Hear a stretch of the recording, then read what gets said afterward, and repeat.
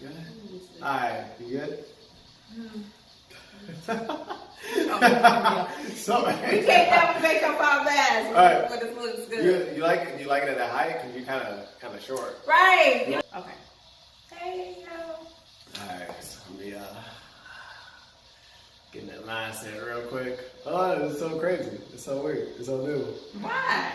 I know it's just different. It's different. Why? Because I'm in it. Yeah, it's like family in it. It's just different. I never thought about it, but alright.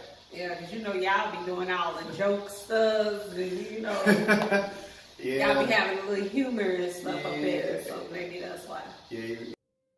I think sometimes we just forget that we're still human beings.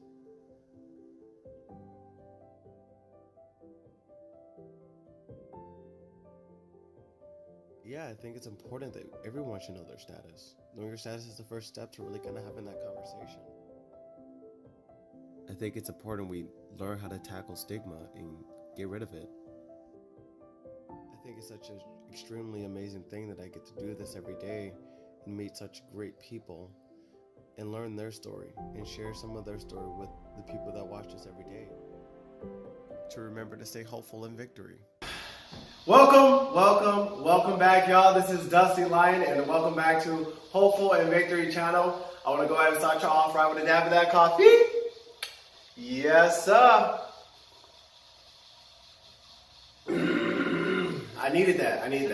It's been a long weekend, and it's gonna be an even longer week. I want to first go ahead and start y'all off with a quick announcement for thanking all of you guys for watching my channel. I shared my stats last week and showing all the stream numbers. I think I streamed like 701 minutes. Wow. Yeah, that's mass support. So thank you guys for watching that. But I'm gonna go ahead and cut to the shits. This is my aunt Tip. And yeah, hello, everybody.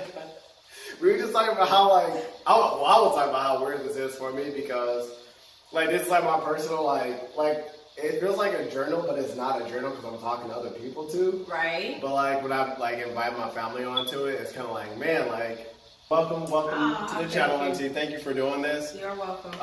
As you guys know, we are talking about HIV, preventative services, sexual education, because look at the facts, look at the numbers. HIV and just STD in general is affecting the black community, mostly black young men who identify as gay, trans, bisexual.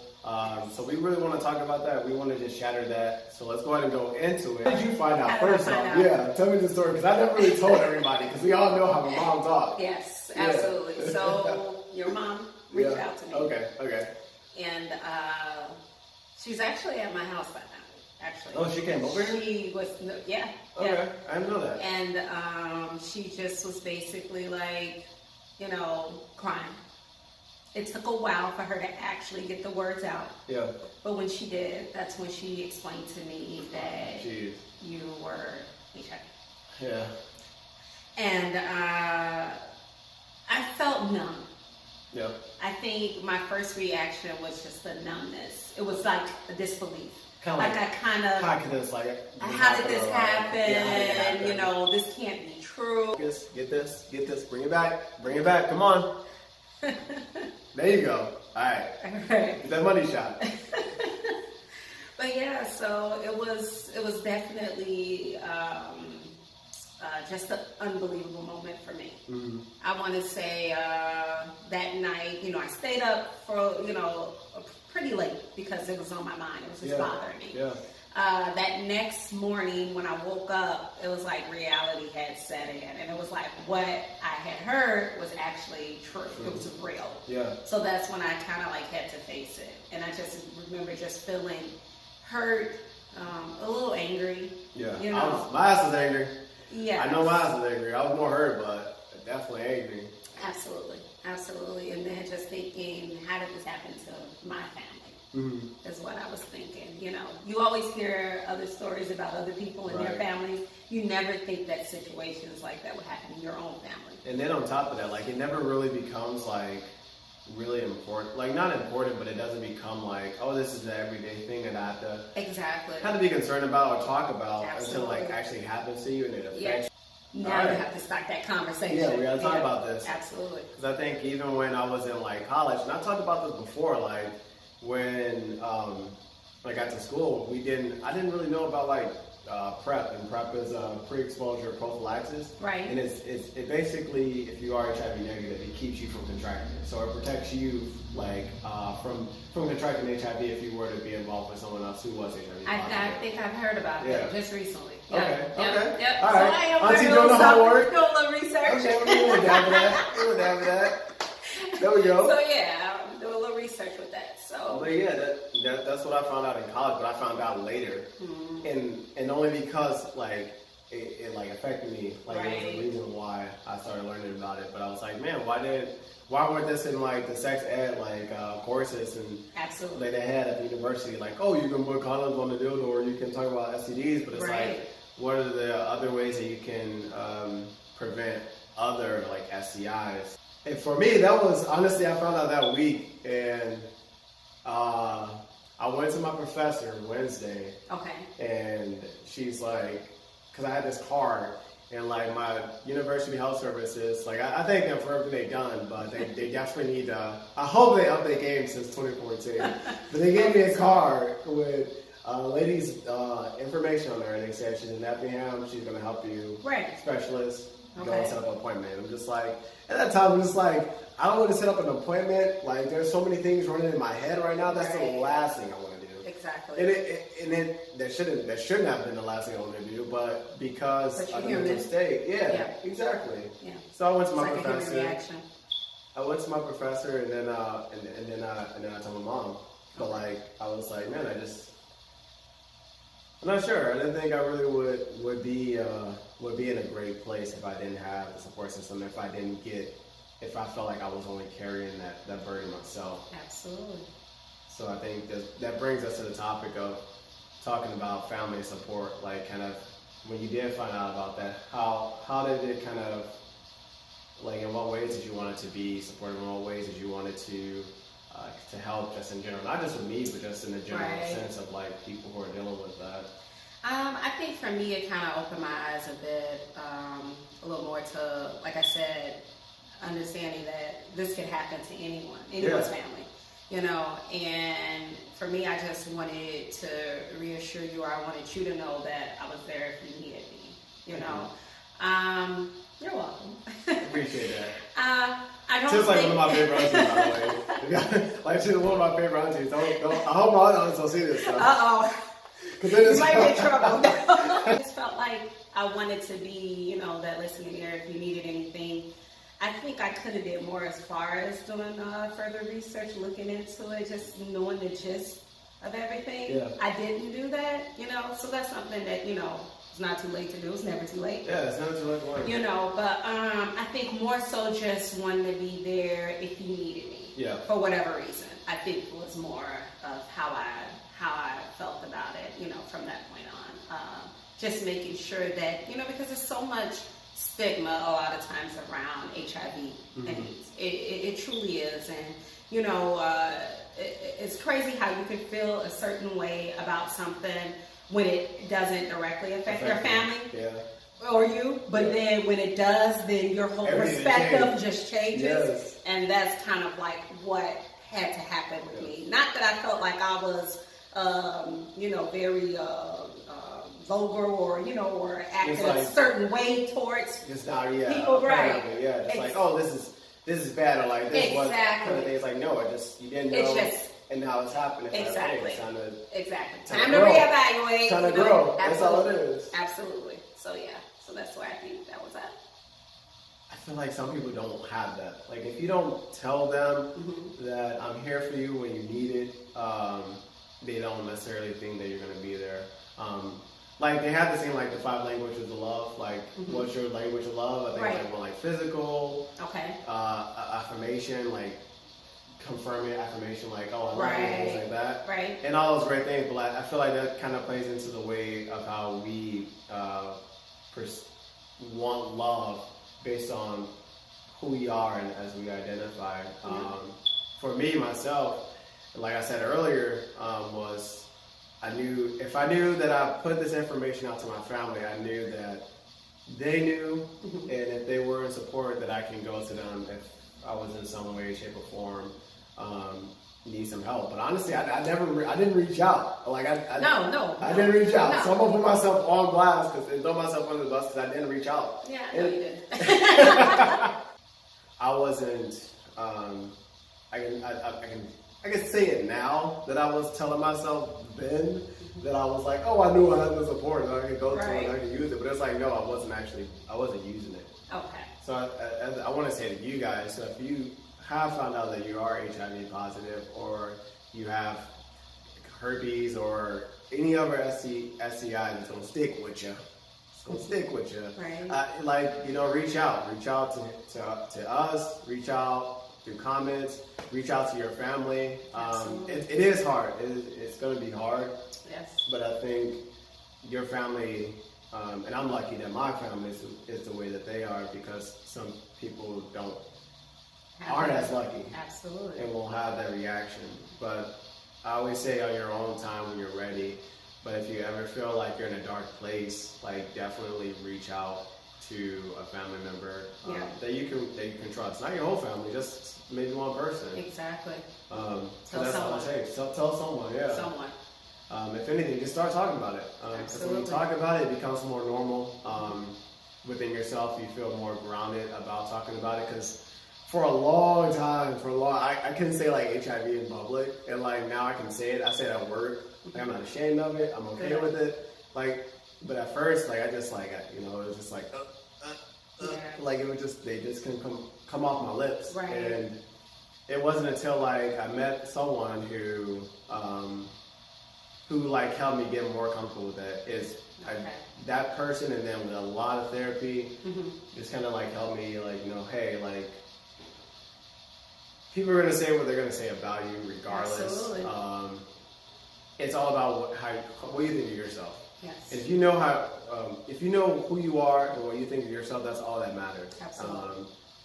Nothing won't get in your way, and that's easy to say now because I done went over that hill, I done went over that mountain, and I'm here, and I can say that because I've been through that process. Yeah, that's true. And then I think a lot of times as well, when you go through something like that, or anything that's tragic, or any health-related type of issues, you learn who your true family and friends are during that process as well. It's almost like the ones that are truly genuine, truly love and care for you, they're going to be there regardless. So yeah. Did you have any like? I feel like I got hair. Do I got hair on my face? I just got my hair cut. I look sexy as hell, don't I? Look at that. Look at bragging. Really? Wait, do I got hair on my face though? Yeah. Okay. Did you have like a personal scare yourself where that was the case? Did you know anyone kind of not name it, but like where that kind of affected them, and you kind of like you saw from outside looking in how that affected that person or family? No, not someone directly. And I think it was more so maybe like, I can't even really say a mutual friend, but I did know of someone in a neighborhood that I grew up that was affected by AIDS. Actually, they weren't HIV positive. I think they just had full-blown AIDS. And I don't think they had very long to live, but this person I knew of them, had casual conversation, and it's just unfortunate.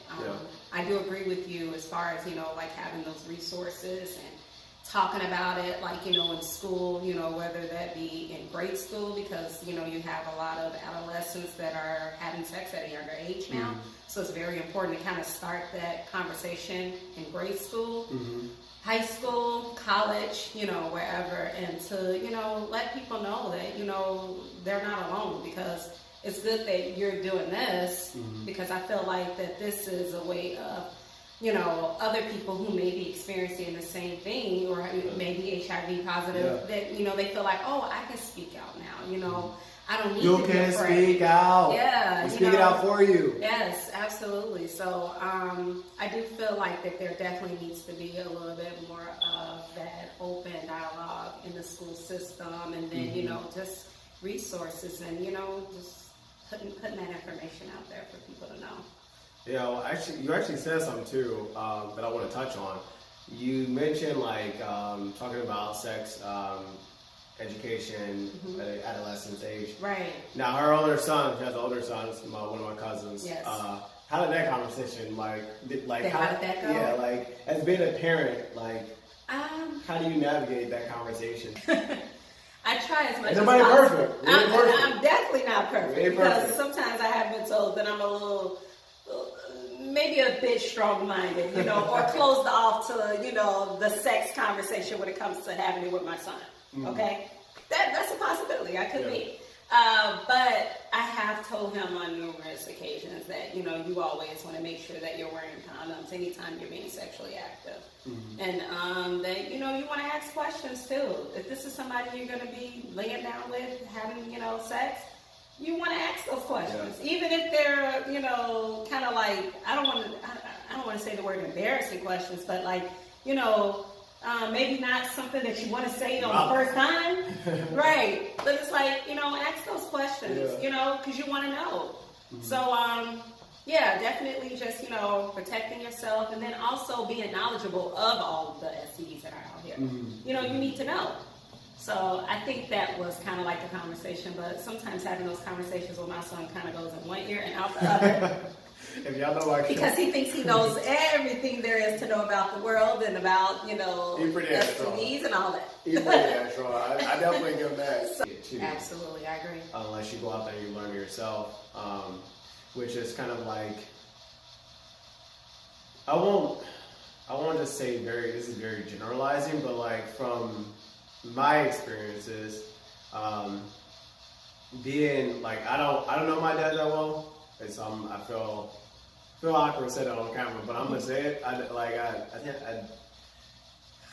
don't want to put family business out there, but I didn't know my dad for a very long time, and then like I got to know him, and I learned who his character was, and I knew at that time I couldn't handle that type of relationship because I had other things that I was going on.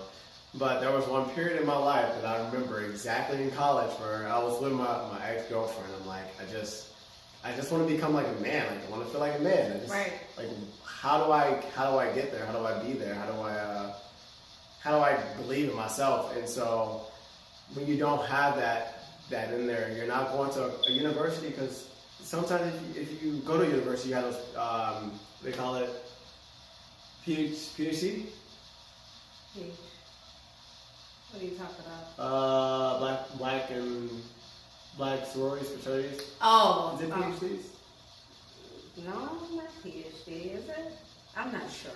I don't know about the whole sorority work. Anyway, if you go, like, you kind of find that dialogue, you kind of have those conversations with your homeboys, because your homeboys kind of tell you, like, yo, like, yeah, this is what's up, this is what's out there, like, educate you. And so that's actually what I want to do next week, is actually talk to sororities and fraternities and see how they do, how they kind of incorporate that conversation. Yeah, that'd be nice. Because I wish I had that guidance when I was in college. Like, I got to college, I'm like, I'm free range. I can be like I can be the best home that I want to be. And like, there won't be any consequences. Yeah. Not like that, but like, just like really finding myself in a way that I can do. Independence. Okay. Like really getting my independence, but at the same time, I wasn't getting the mentor that I felt like I should have been getting in. So that's kind of what I want to kind of touch on, is like that topic. Okay. Like, what do you think in that sense when it comes to that? As far as mentorship?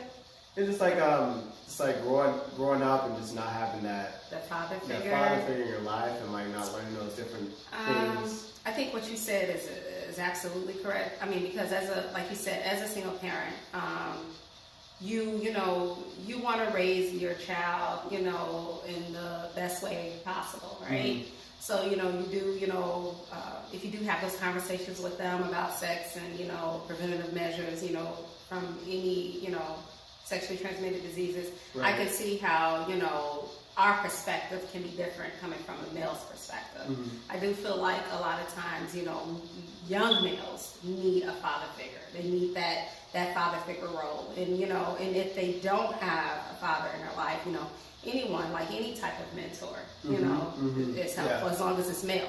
Yep. I do think that kind of brings in a different,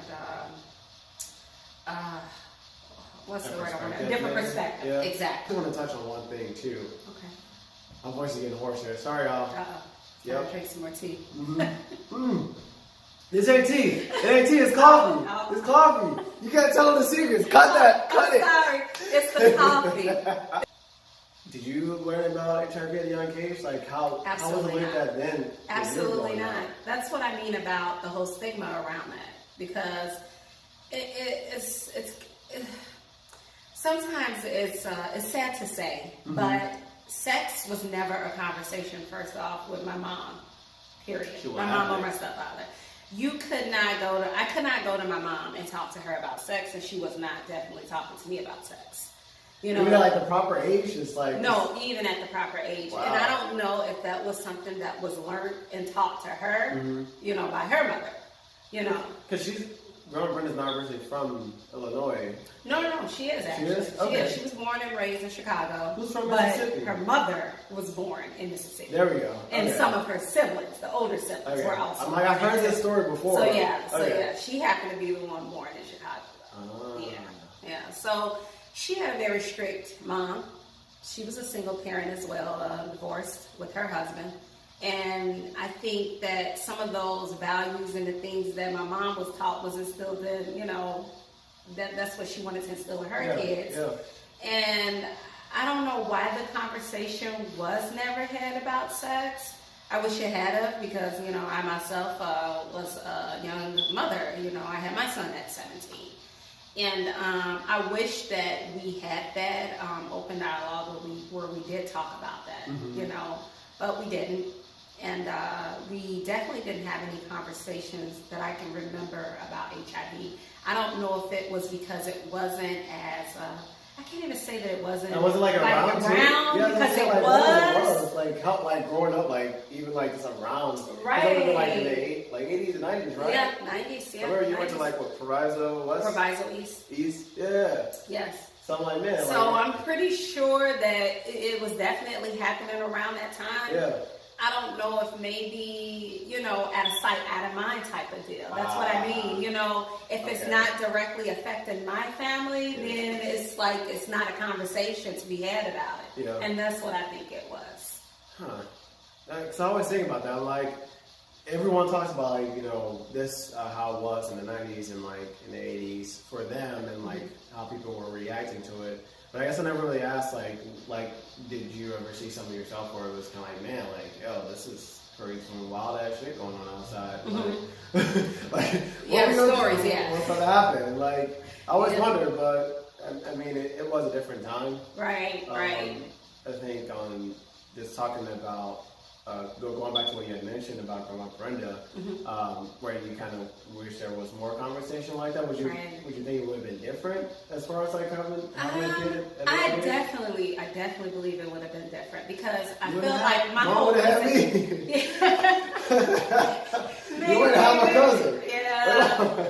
I mean, you know, I just feel like if I was able to be open with her, then I probably wouldn't have snuck around and did things that a young lady my age should have been doing. But, but that was more so the reason is because I wasn't able to be open with my relationship and, you know, and everything. And, you know, so it's unfortunate. It's unfortunate. I did, however, have some conversation with my sisters. You know, you know, I even had one that actually asked me. Mine's are way cooler than yours. Absolutely, yeah, we'll find out. Yes.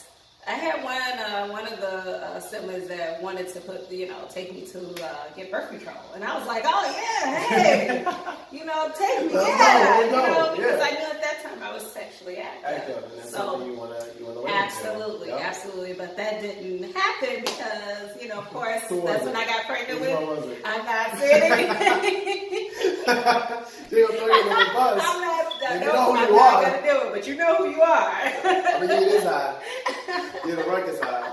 What advice do you have for the young parents who are out there who are